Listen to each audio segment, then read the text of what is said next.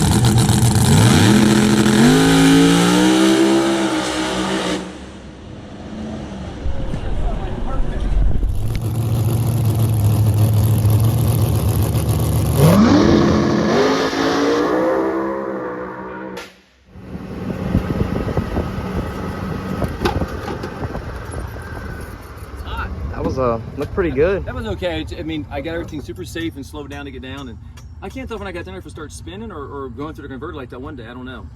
We'll see. But you guessed that light and you guessed perfect. Because it felt like it was taking forever. I was like, it's too hot to sit in this car another split second. Let off the button, go. It's perfect. Yeah. I thought you lifted. Just lifted. Did you get the time slip? No, I forgot. It might have been a red light still, just because I was by myself. It might show green. I don't know. I don't know. We'll see.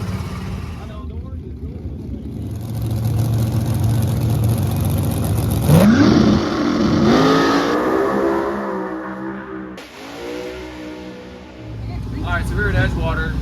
We're at Cincy Street Nights race. We're just here testing. We got a big tire car. It's mainly a small car race, but they got some badass small car here. We're trying some new stuff, trying to make the car faster. Probably not the best day to go faster because it's like 98 degrees and the water drain's like 140. There's lots of moisture in the air. But this one's going to be like a race in Tulsa. So we're getting there. It's not where I really want it to be, but we're working on it. It's never as fast as you want it to be. You can always go faster. But we're trying things. Been wanting to try them with time slips. It's hard to test on time slips, in my opinion. Makes you a better tuner without it. But so we're going to try this. Something we're going to go down one more time here shortly. They're cleaning some on the track, and we're going to get this thing ready. I got the tuner loaded in it, and we're going to go.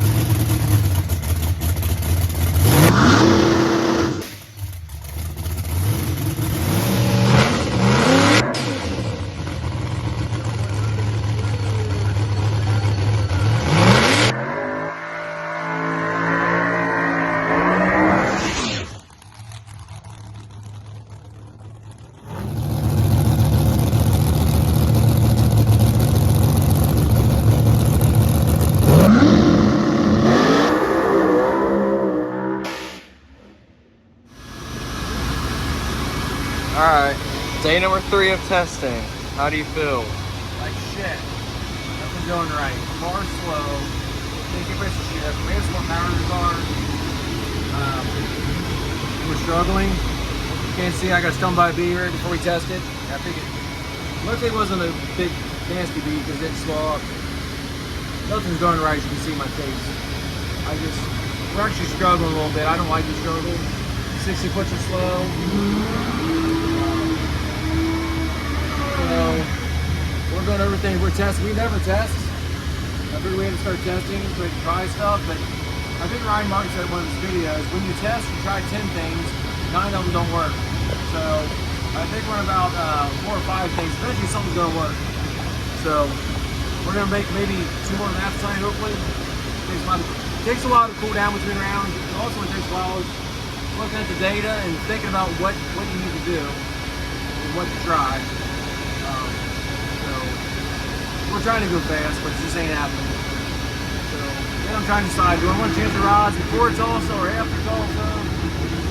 Then I realized I need to change valve springs when I change rods, because change rods at 30 passes, but then valve springs start breaking at 45. So you might as well change them together. I don't know. Nothing's going right. We'll get it figured out. I usually don't get on the struggle bus when I'm there for a minute. I need to get off of this. Sucks. Yeah, it does. It's hard to do. I'm trying to ping off some other guys, get some information, what other people do, but so far none of it's worked. Anyway, we go off here and start looking at this more and get it figured out. Well, pulling off the car now. Gonna be going up, making another hit in a few minutes, so we'll see how that goes.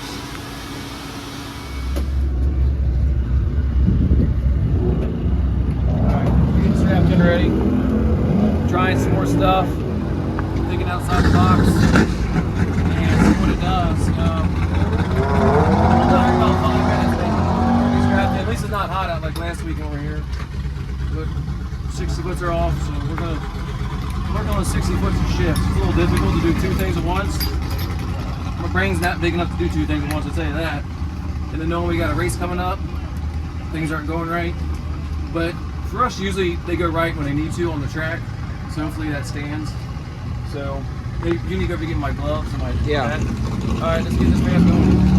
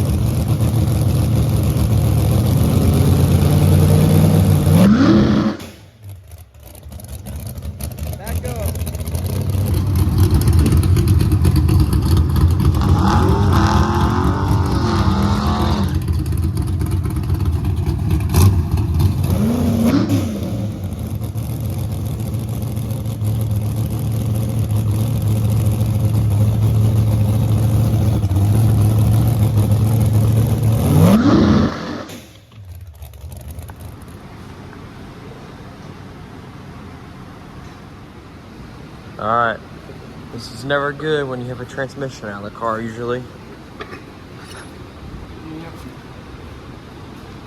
She's pretty.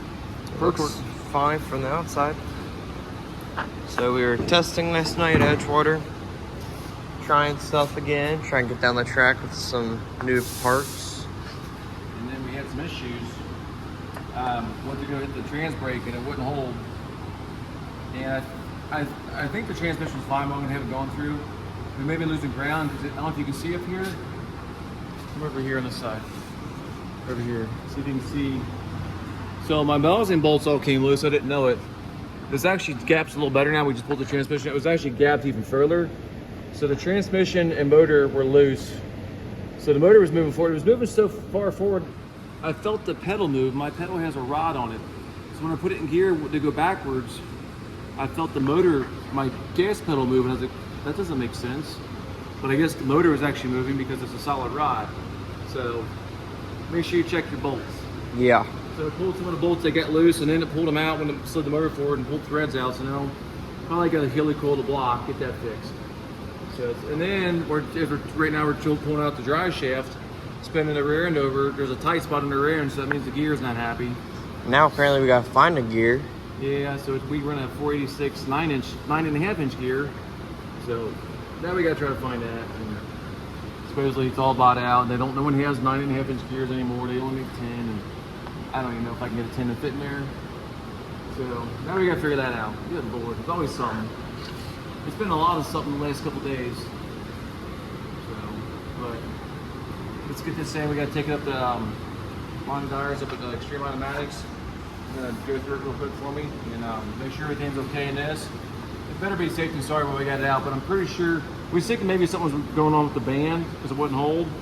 But I think it was losing the ground because my trans brake wire here just grounds to the bolt on the transmission for the trans brake. So I think it was losing ground there, but but it's a blessing in disguise that it didn't go down with that thing being parked that far. So I don't know. Who knows how long it's been loose, but let's get this thing loaded up and head out to Extreme. Automatics. I'll finish that for you. It's called Extreme. They're Extreme.